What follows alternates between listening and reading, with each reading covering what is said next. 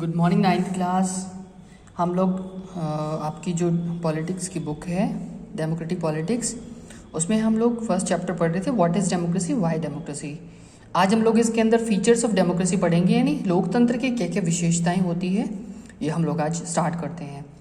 We have started with a simple definition that democracy is a form of government in which the rulers are elected by the people. तो हमने कैसे शुरू कर दिया, एक साधारण सी परिभाषा के साथ इस चैप्टर को शुरू किया है। डेमोक्रेसी वो फॉर्म ऑफ गवर्नमेंट होती है, उस प्रकार की सरकार होती है जिसमें कि शासकों को जनता द्वारा चुना जाता है। This raises many question. लेकिन इस परिभाषा से कई सारे क्वेश्चन उठते हैं, प्रश्न उठते हैं।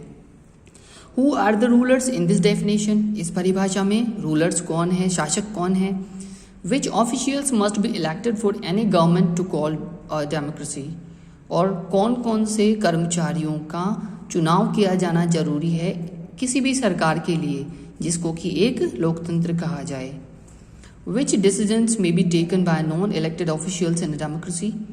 किस तरह के डिसीजन, किस तरह के निर्णय बिना चुने हुए प्रतिनिधि भी लोकतंत्र में ले सकते हैं। तो ये सारे क्वेश्चन इसमें उठते हैं।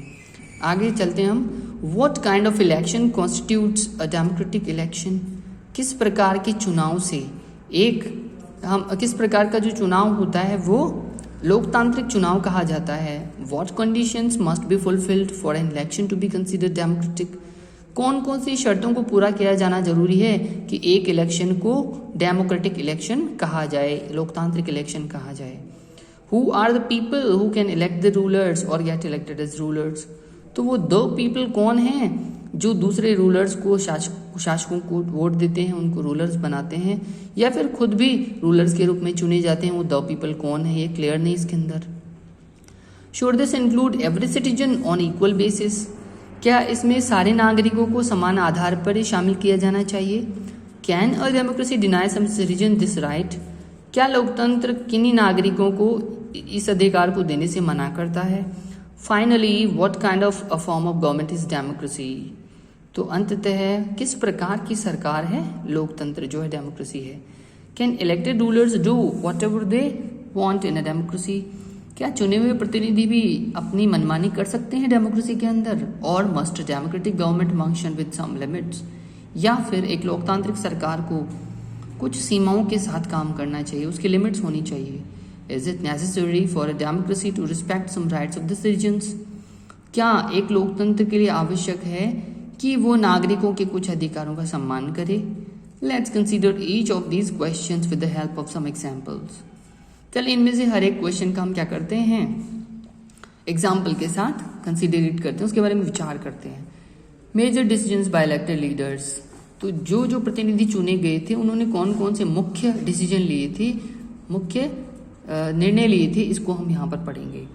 In Pakistan, General Pervez Musharraf led a military coup in October 1999. Pakistan में जनरल परवेज मुशर्रफ ने क्या कर दिया था, लेड अ मिलिट्री कूप, यानी सैनिक तख्ता पलट कर दिया था। सेना ने वहाँ के जो शासन था उसकी कमान संभाल ली थी। कब? अक्टूबर 1999 में।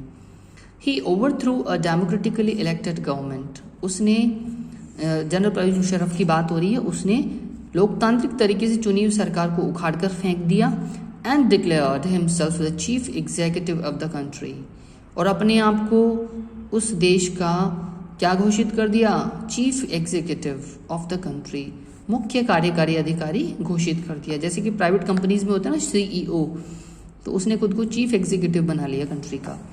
Later, he changed his designation to president and in 2002 held a referendum. बाद में उसने क्या कर लिया, अपने डेजिग्नेशन को, जो उसका पद नाम था, उसको CEO से चेंज करके प्रेसिडेंट बना लिया, यानी राष्ट्रपति बन गया वो देश का। And in 2002 held a referendum. और फिर 2002 में उसने क्या कर लिया, जनमत संग्रह करवा लिया। रेफरेंडम क्या होता है?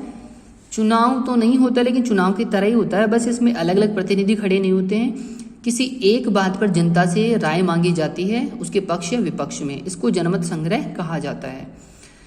तो उसने रेफरेंडम करवाया 2002 में जनरल परवेज मुशर्रफ ने इन द कंट्री, अपने देश में।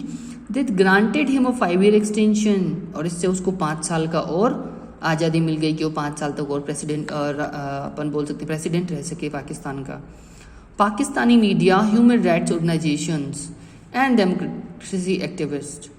तो पाकिस्तान के मीडिया ने, वहाँ के जो समाचार पत्र थे, टीवी चैनल्स थे, उन्होंने, और जो मानवाधिकार संगठन थे, ह्यूमन राइट्स ऑर्गेनाइजेशंस, डेमोक्रेसी के एक्टिविस्ट थे, है ना, उन सब ने क्या कहा, that the referendum was based on mall practices, कि जो रेफरेंडम हुआ था, जनमत संग्रह हुआ था, वो किस पर आधारित था, भ्रष्टाचार पर आधारित था, एंड फ्रॉड, और गलत नीतियों से पर आधारित था, फ्रॉड, धोखेबाजी से आधारित था। In August 2002 he issued a legal framework order, और 2002 में उसने एक लीगल फ्रेमवर्क ऑर्डर जारी कर दिया, that amended the constitution of Pakistan, और उस लीगल फ्रेमवर्क ऑर्डर ने, यानी उसने संविधान में संशोधन कर दिया, और इससे पाकिस्तान के संविधान का संशोधन हो गया। According to this order the president can dismiss the national and provincial assemblies, और इस ऑर्डर के अकॉर्डिंग, जो संविधान में संशोधन होता है उसके अकॉर्डिंग, जो राष्ट्रपति था वो क्या कर सकता था, dismiss the national and provincial assemblies, जो केंद्रीय और स्टेट की, यानी राज्यों की जो असेंबलीज होती हैं, जैसे सेंटर में तो अपने पास लोकसभा, राज्यसभा होती है, और राज्यों में हमारे पास स्टेट लेवल पर हमारे पास विधानसभा होती है, इनको वो क्या कर सकता था, डिसमिस कर सकता था, भंग कर सकता था। The work of the civilian cabinet is supervised by a national security council, और जो सिविलियन कैबिनेट थी, यानी जनता द्वारा चुने गए जो प्रतिनिधि थे, नेता थे, मंत्रिमंडल था, उसको क्या किया गया, सुपरवाइज किया गया, उनके ऊपर नियंत्रण रखा गया, किसका, नेशनल सिक्योरिटी काउंसिल, यानी जो सेना का प्रतिनिधि मंडल था उसके द्वारा, which is dominated by military officers. और इस सिक्योरिटी काउंसिल को कौन डोमिनेट करता था, किसका नियंत्रण था इसके ऊपर, मिलिट्री ऑफिसर्स का, यानी सेना का नियंत्रण था।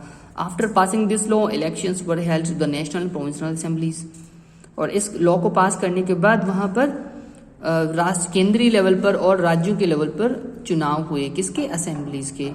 सो Pakistan has had elections, elected representatives have some powers. तो पाकिस्तान में चुनाव भी हुए हैं और चुने प्रतिनिधियों को थोड़ी शक्तियां भी है, but the final power rested with military officers and general Musharraf himself. अंतिम शक्ति किसके हाथ में होती है, मिलिट्री ऑफिसर्स के और जनरल मुशर्रफ खुद के हाथ में। ठीक है, तो ये हम यहाँ तक पढ़ेंगे आज, बाकी अगली क्लास में पढ़ेंगे। यहाँ तक आपको इसके नोट्स वगैरह कंप्लीट करने हैं, होमवर्क के रूप में सारा नोट्स बनाकर इसको लर्न करना है। ठीक है, फीचर्स ऑफ डेमोक्रेसी आज हमने पढ़ा, major decisions by elected leaders हमने पढ़ लिया, और ये यहाँ तक हमने कंप्लीट कर लिया, जनरल परवेज मुशर्रफ तक। आप इसके नोट्स बना के लाइए, मिलते हैं अगली क्लास में।